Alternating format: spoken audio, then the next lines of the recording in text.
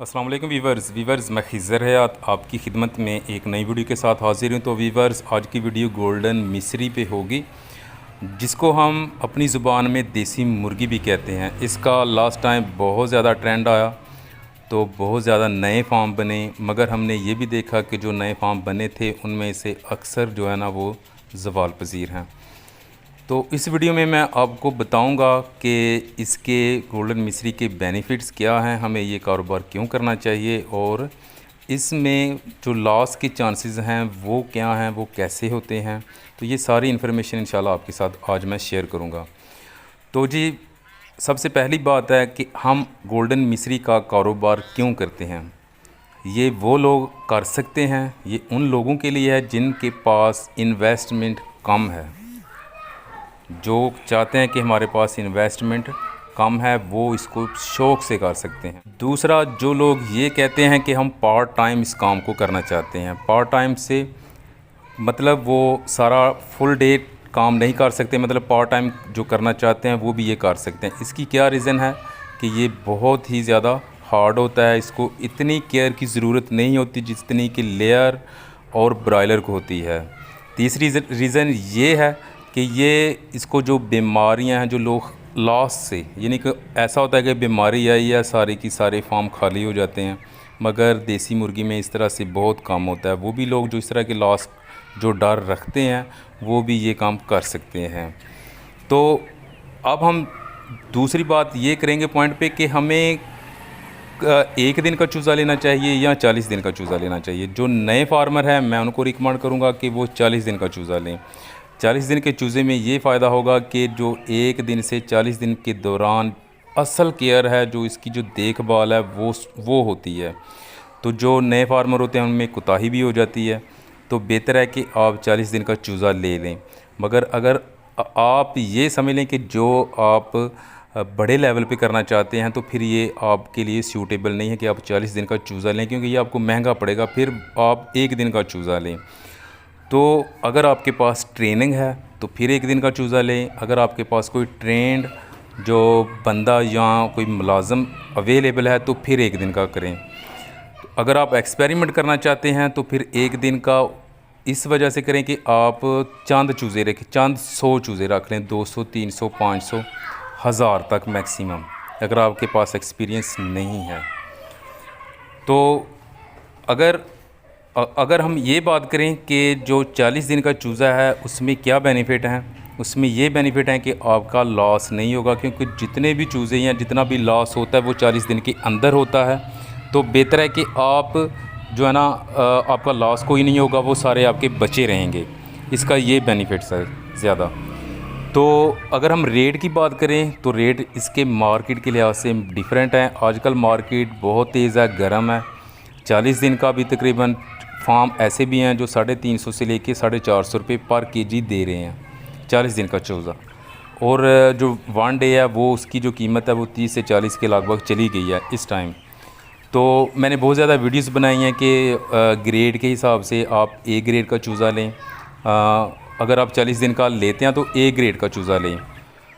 तो A grade के चूज़े की पहचान ये है कि वो सारे फार्म से वो डिफरेंट नज़र आएंगे, फुर्तीले होंगे, बहुत ही चुकन्ने होंगे और मोटे ताज़ा होंगे, वो ए ग्रेड होंगे। तो वो आप जब, क्योंकि ये आपको वज़न के हिसाब से मिलने हैं, आपने लालच नहीं करना कि अगर ये बड़े बड़े चूज़े ले ले, मतलब अगर हम बड़े 2 चूज़े लेंगे तो इस तरह से होना है कि चूज़े जो छोटे हैं वो 3 आ जाएंगे। आपने ये लालच नहीं करना, ये बहुत ही लॉस वाला काम है और अक्सर मैंने देखा ये ऐसा काम करते हैं। तो ये पहले इस बात को नोट कर लें। तो अगर सबसे जो इसमें अहम और इम्पॉर्टेंट जो पॉइंट है गोल्डन मिसरी में, वो ये है कि इसमें जो फ़ायदा है वो ये है कि इसको पालना वो भी आसान है, इसकी केयर उस तरह से नहीं होती। दूसरा, इसकी जो फीड है, जो इसकी खुराक है उस पर बहुत कम खर्च होता है। आप इसको देसी खुराक डाल दें, घर में जो रोटियां हैं या आपको जो रोटियां मिलती हैं वो भी डाल सकते हैं। इनको जो है ना जो ज़्यादा बची कची जो सब्ज़ी आप वो भी इनको डाल सकते हैं। मतलब खुराक की कोई लिमिट नहीं है। आप जो अजनास हैं उनको ले लें, वो गंदम है, बाजरा है, मकई है, इस तरह से जितनी भी अजनास हैं वो आप उनको ले लें, उनको ग्राइंड करवा लें। ग्राइंडर मशीन या जिस तरह से दलिया जो होता है आप उस तरह से इनको करवा सकते हैं। मगर इसमें ये होता है कि जब आप 40 दिन का चूज़ा लेके आते हैं, क्योंकि फार्म वाले टोटली फीड पे डिपेंड करते हैं, तो आप आते ही अपने फार्म में इसको टोटली फीड पे जो है ना वो नहीं रख सकते, क्योंकि अगर आप टोटली इनको फीड डालेंगे तो वो इनका जो मैदा, जो अंतड़ियाँ हैं वो गंदम या इस तरह की खुराक वो हज़म नहीं कर सकती, ठीक है। तो इस वजह से आप कोशिश करें कि जब 40 दिन का या इस एज का चूज़ा लेते हैं तो आप एक समझ लें कि एक जो बोरी फीड किया वो ले लें और एक ही फीड जो है ना जो देसी खुराक का वो ले लें, वो दोनों को मिक्स करके जो है ना वो डालना शुरू कर दें। वो इस तरह से आप जो फीड है जो बाज़ार से मिलती है वो उसको इस तरह से आप कम करते जाएं और जो देसी फीड है वो आप उसको ज़्यादा उसकी जो मकदार है वो डालते जाएं। मगर अगर आप टोटली देसी फीड पे डिपेंड करेंगे तो इसका भी एक नुकसान एंड पे ये होता है कि जो अंडों की जो प्रोडक्शन है वो भी कम होती है और जो साइज़ है वो भी कम होता है, ये चीज़ है। तो दूसरा मैं आपको एक और बात बता देता हूँ कि जो शेड पे आपने ख़र्च करना है वो भी आपने ज़्यादा नहीं करना, क्योंकि आपका फ़र्स्ट एक्सपीरियंस है। आप पहली दफ़ा इसको अगर इस काम को करना चाह रहे हैं तो कोशिश करें कि कम अज़ कम इन्वेस्ट आपकी फार्म पे लगे। हो सकता है कि कल को आपका जहन बदल जाए, आपकी समझ में ना आए ये कारोबार, कोई लॉस भी हो सकता है। बल्कि कोई भी कारोबार करें तो आप छोटे लेवल से करें। अगर आपके पास चाहे जितनी मर्ज़ी बड़ी इन्वेस्टमेंट है तो मैं आपको यही रिकमेंड करूँगा कि आप छोटे से छोटे लेवल से स्टार्ट लें, क्योंकि गिरने का ख़तरा बहुत ही कम होता है। अगर गिरता भी है तो बंदा छोटे लेवल से गिरता है, छोटे लेवल यानी कि लॉस कम होता है, ज़्यादा नहीं होता। तो ये बात आप जहन में रख लें। तो इसके 2 सीज़न हैं इस कारोबार को करने के। एक तो ये है कि आप जनवरी, फरवरी, मार्च में 1 डे का बच्चा लें जो 1 दिन का है, वो आप 40-50 दिन का करके आप उसको सेल कर सकते हैं, जो आम पिंजरी वाले आपसे ईज़िली ख़रीद लेंगे। तो दूसरा जी, इसका जो आपने अगर अंडों का या इसके गोश्त का करना है तो फिर आप ये करें कि आप जून जुलाई में 1 डे का ले लें या आप 40 दिन का भी ले सकते हैं। वो ये होगा कि नवंबर दिसंबर में ये तैयार हो जाएंगे और आपका जो सीज़न है वो लग जाएगा।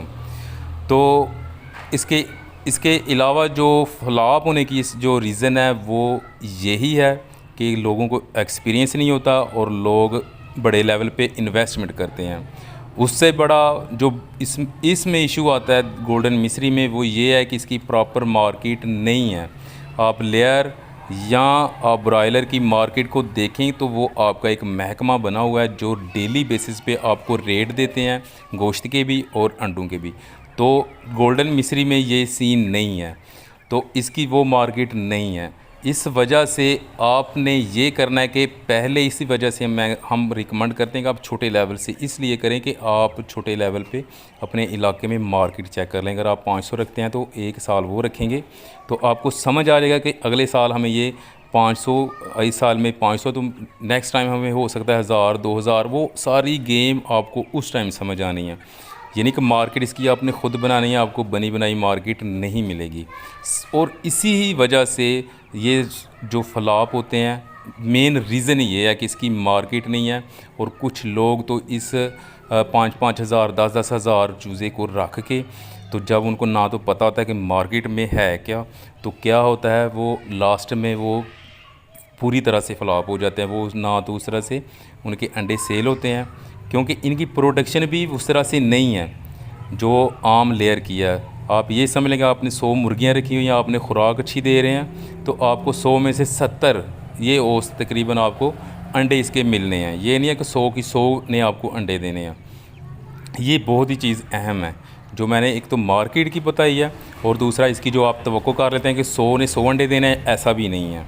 तो ये चीज़ है जी। 3 चीज़ें मैंने 2 चीज़ें मेन बता दी हैं फ्लॉप होने की। एक, लोगों को तजर्बा नहीं होता, बड़े लेवल से शुरू कर देते हैं।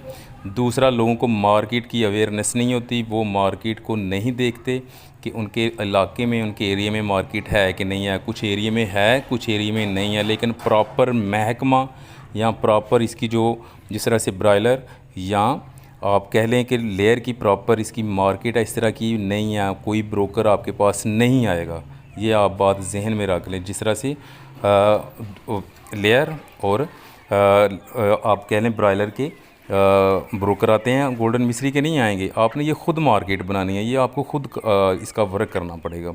तो ये सारी चीज़ें आप जहन नशीन करके फिर इस काम में आएँ। अदरवाइज़ मैं आपको रिकमेंड नहीं करूँगा ये काम का, क्योंकि ऐसे मैंने देखे हैं लोगों ने काम किया है, वो एंड पे लॉस हुआ और लास्ट में उन्होंने कहा ये बहुत ही बकवास काम है। ऐसा भी नहीं है। और जो कमा रहे हैं, जिनको रास आ गया, जिनको समझ आ गई इन सारी चीज़ों की, वो आप समझ लें कि हाई लेवल पे आप वो फार्म बना रहे हैं। हमने बहुत ज़्यादा फार्म विज़िट भी किए हैं, देखे हैं कि अब वो हाई लेवल पे काम कर रहे हैं, उनको फ़ायदा हो रहा है तो वो कर रहे हैं। तो ये जी सारी चीज़ें हैं। तो उम्मीद करता हूँ कि वीडियो आपको बहुत ही पसंद आई होगी। इसी के साथ खिज़र हयात को दीजिए इजाज़त और अपना बहुत सारा ख्याल रखिएगा। अल्लाह हाफ़िज़।